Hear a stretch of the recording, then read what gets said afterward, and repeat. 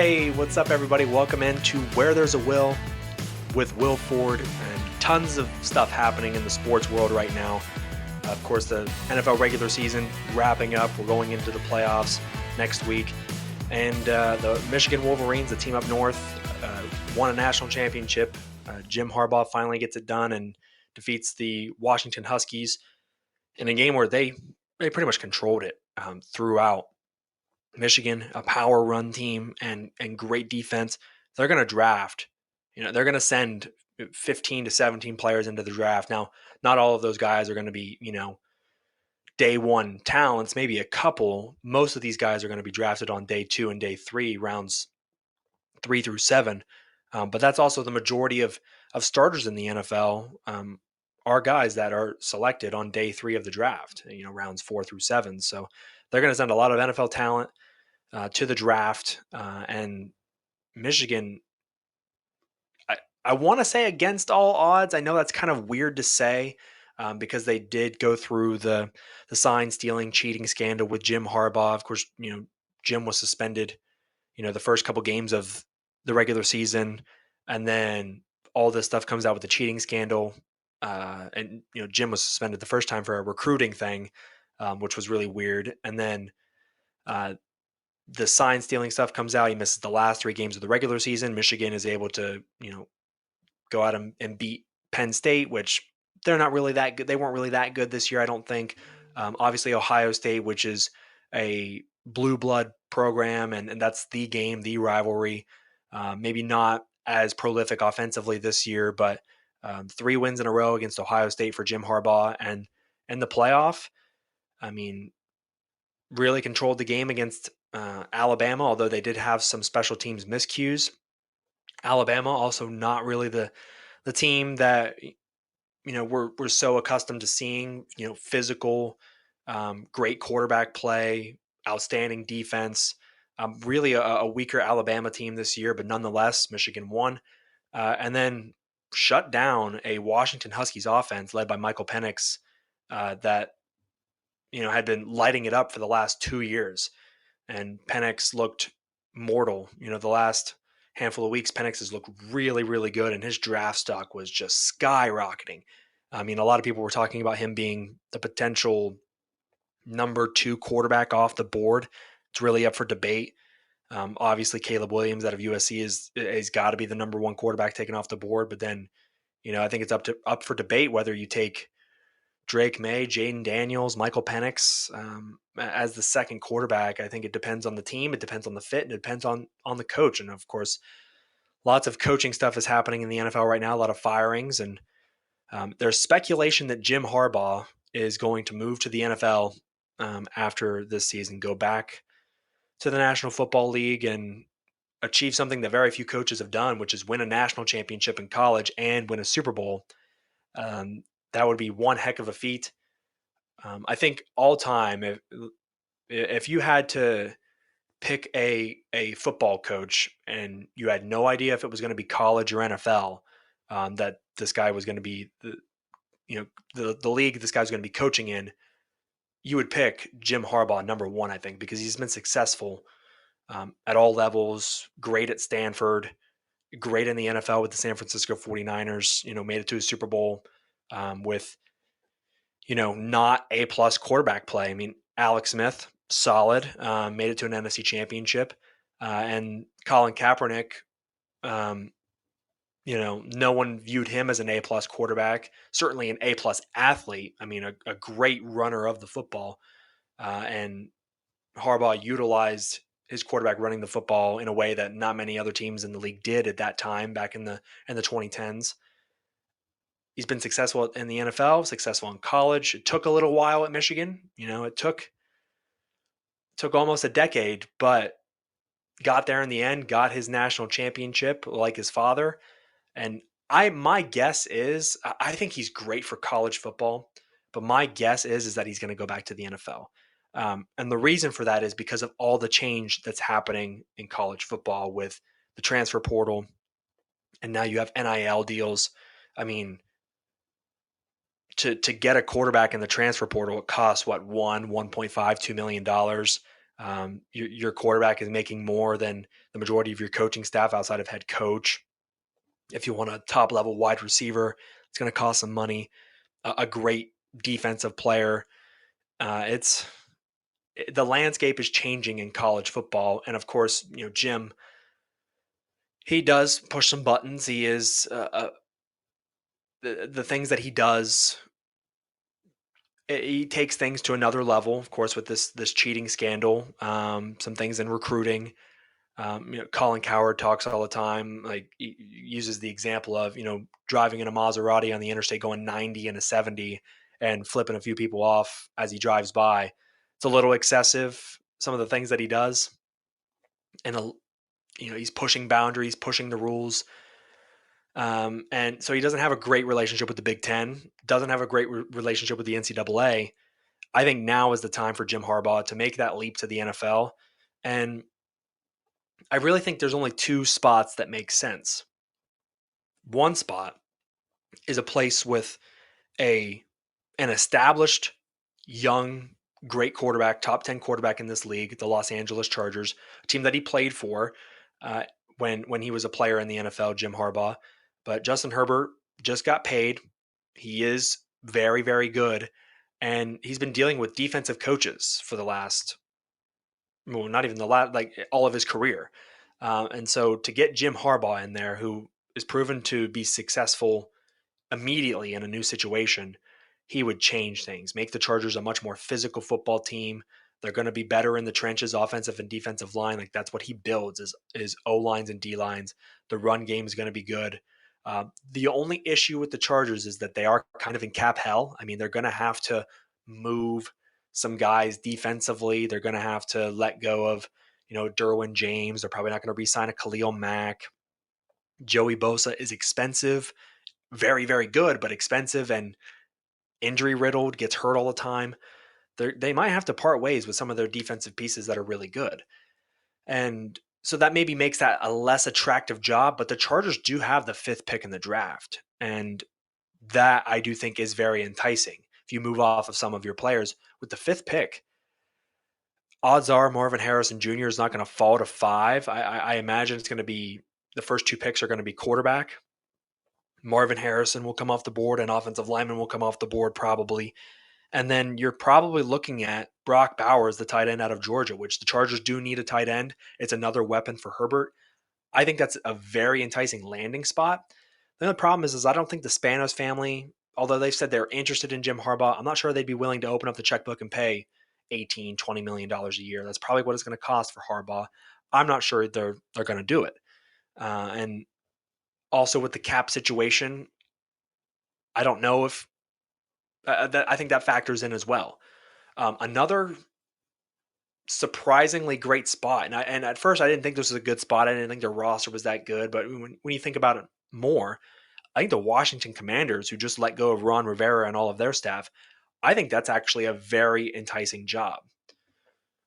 First of all, it's new ownership, so Dan Snyder's not there anymore. Objectively, the worst owner maybe in the history of the NFL.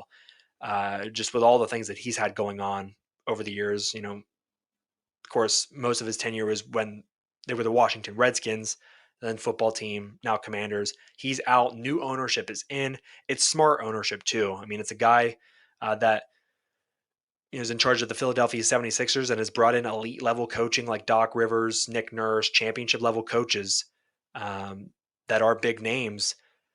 And I think that the management and the ownership in Washington, I think they're smart enough and they've got the right people in place to bring in quality coaches and talent. And I think Jim Harbaugh, to go to Washington, you're going to have great ownership support, smart people who will let you coach your football team, let you do your thing. There's not going to be any meddling.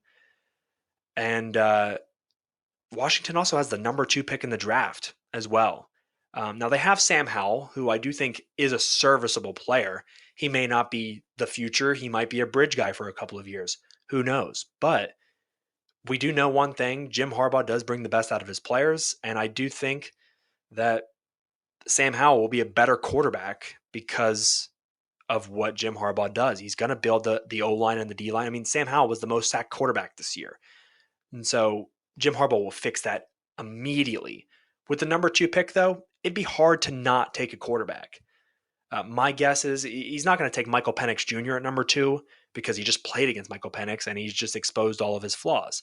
Now, maybe he thinks that those are extremely fixable. The thing with Michael Penix is he's injury prone, but he does throw a great ball, especially down the sidelines, deep ball, tight spiral. He is remarkably accurate with the football, but he doesn't move very well and is injury prone.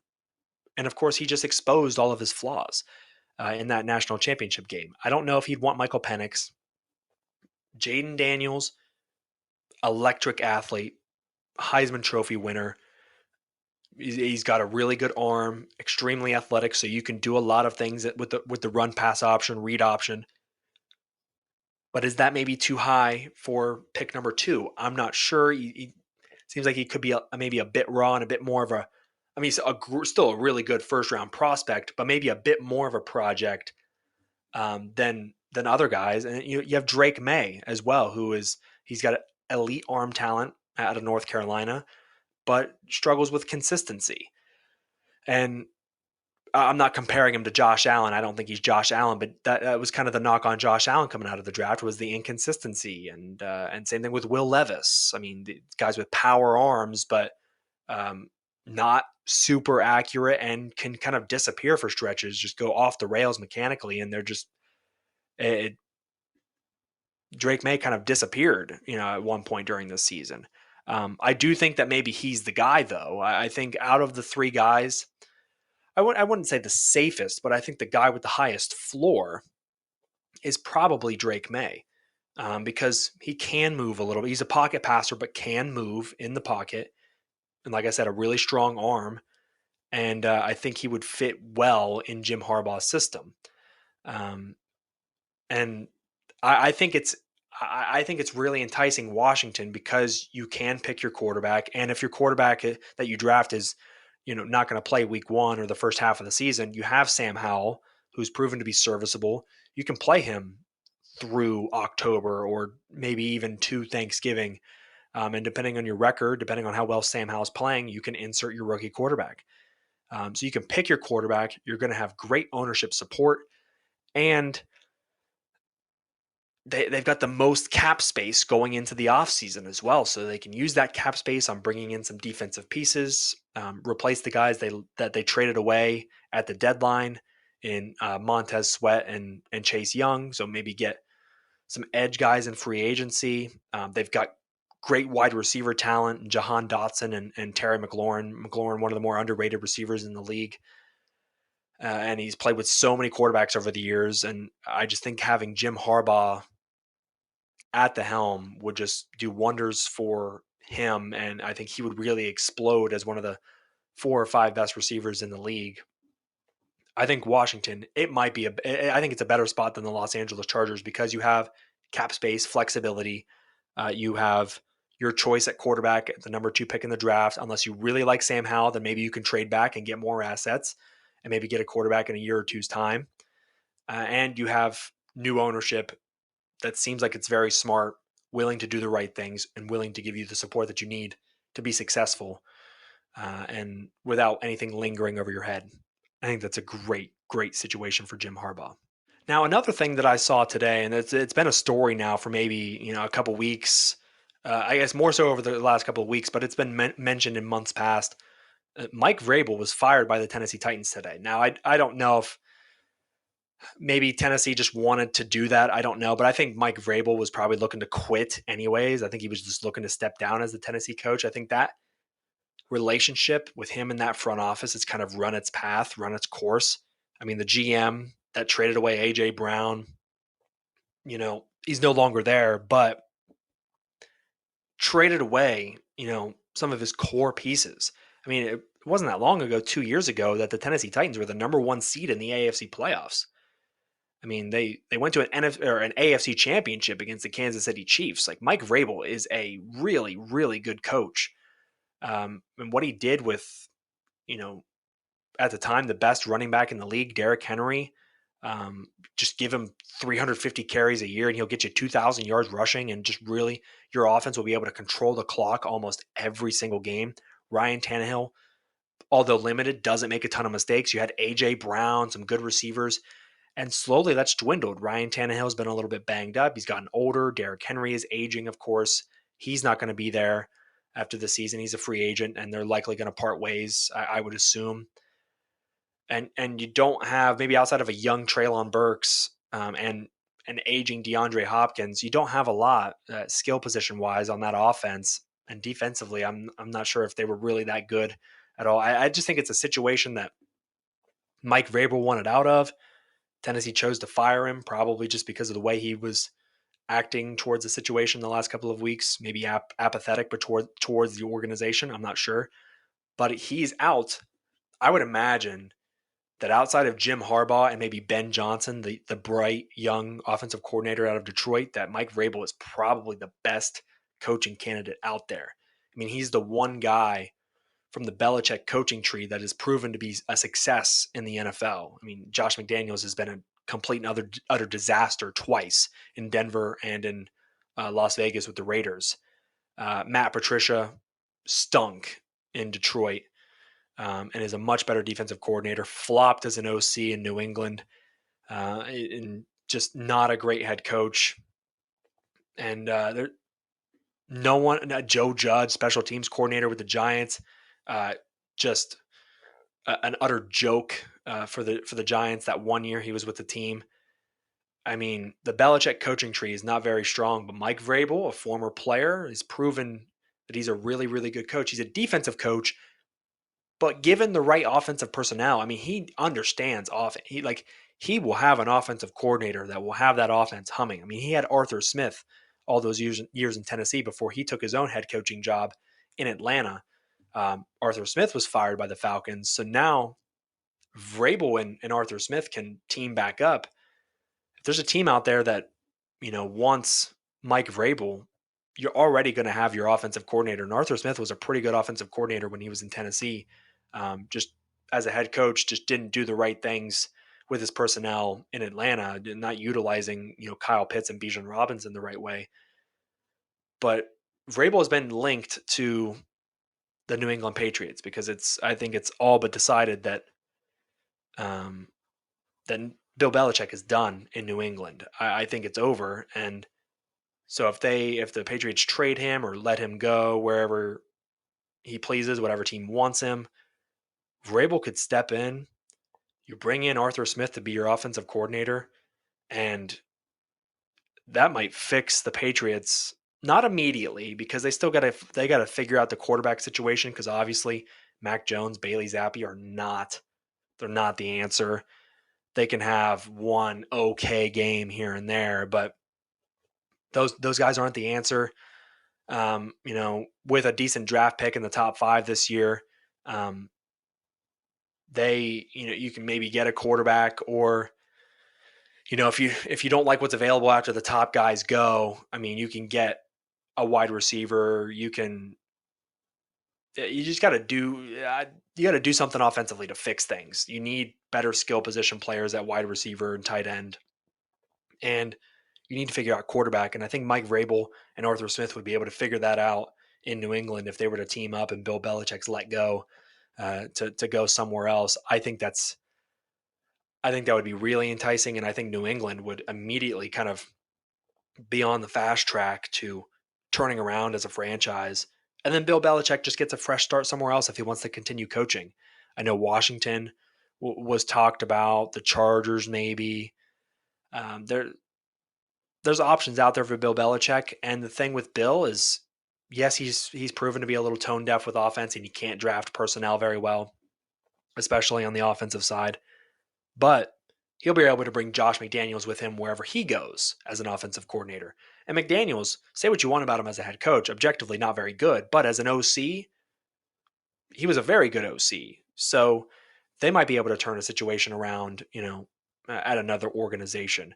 It's very, very interesting what's going on in this coaching cycle with the candidates that are available and the positions that are open. It's super, super interesting. Can't wait to see how it all unfolds over the next couple of months, after the season ends. Now, finally, just a couple notes on the NFL playoffs with some of the matchups. If you look in the NFC, I think the most intriguing matchup is the Detroit Lions hosting their first ever home playoff game against the Los Angeles Rams and their former quarterback, Matt Stafford. That's going to be a really good matchup. And, I would have picked the Lions going into that game, but now they're without Sam Laporta, who they're excellent rookie tight end who, broke rookie tight end records. He was sensational this year. Looks like a young Travis Kelce the way he's moving around out there, catching passes, run after catch. Um, he's out with a hyperextended knee more than likely, or if he does play, he's going to be a very limited shell of himself. Um, I don't like Detroit in that spot if they, with Sam Laporta in his condition. And the Rams are playing some of their best football right now. Got hot at the right time, sneaked into the playoffs. One of the better coaching. I think this is the best coaching job by Sean McVay, given how young his team is, and Matt Stafford is aging and a little bit banged up here and there, and really good coaching job by him. And they're hot and they're playing really good football. Cooper Kupp and Puka Nakua, I mean, that's a really good tandem. A wide receiver. I think I like the Rams in an upset there. And how ironic would it be that the first home playoff game at Ford Field, that Matt Stafford goes out there and wins, but he's not winning for the Lions. He's winning for another team. Wild to think about. Um, the Dallas Cowboys will be hosting the Green Bay Packers. So it's a rematch of I believe, the 2016 NFL playoffs where Green Bay beat the Cowboys in a thrilling game, overtime or not over, almost overtime. Late field goal by Mason Crosby at the buzzer won it. Heartbreaker for me. Not predicting that game, obviously, but because I am a big Cowboys fan, but I just so want the Cowboys to kind of get that monkey off their back of not being able to beat Green Bay in the playoffs. Obviously, teams are a little bit different. Like the Packers don't have Aaron Rodgers anymore, so. But this Green Bay Packers offense is hot. It's a lot of young players are playing with house money. Going to be a really interesting game at AT&T Stadium. And then on the other side, in the AFC, the the one game, it really sucks for Miami because they kind of controlled their own destiny near the end of the year and had a win. And you win the division game against the Buffalo Bills, week 18. They lost, and Buffalo, who was 6-6 at one point during the regular season, they rattled off, uh, you know, 5 straight wins, and they're 11-5. They win the division, seemingly out of nowhere, and they're as hot as any team right now. And Josh Allen, how he was left off the Pro Bowl, I don't know, but the league leader in total touchdowns, just a really, really solid second half of the season for Josh Allen. And they're the number 2 seed after seemingly being out of the playoffs a couple weeks ago. And then, like, for the Dolphins, it really sucks because they could have been the 2 seed and hosting a playoff game in Miami, warmer weather. Tua plays better in warmer weather, and historically, the Dolphins just don't win road playoff games in colder climates. And they're going to go to Kansas City this week, and it's projected to be -5 degrees and probably snowing. It's going to be miserable, really, for both teams. Those are temperatures no football player is really prepared to play in. But Kansas City is used to colder weather, so clearly they have an edge.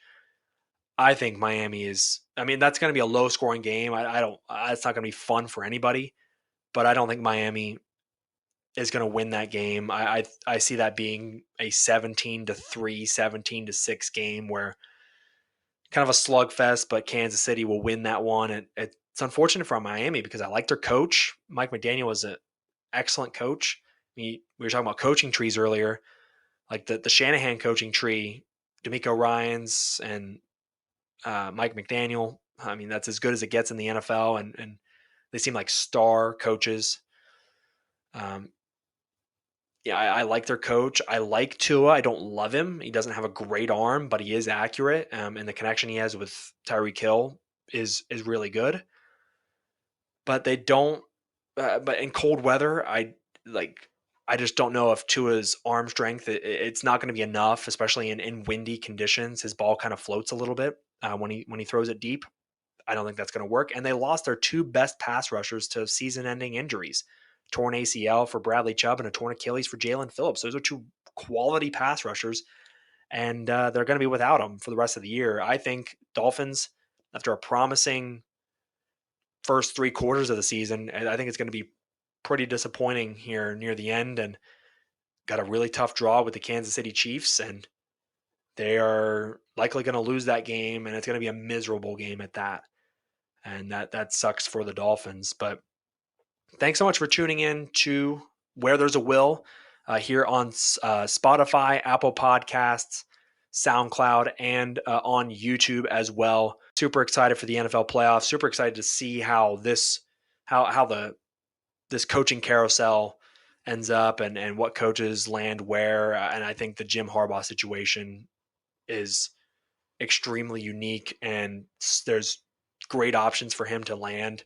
Where does he land? We'll find out, man. But the plan for the rest of the week, not going to do a pod tomorrow, but we'll be in here on Thursday to get a pod out to you, preview some NFL playoff games, updates on some potential coaching carousel stuff as we get it. And we'll talk some other football content as well. But I'll see you guys in the next episode. This is Where There's a Will.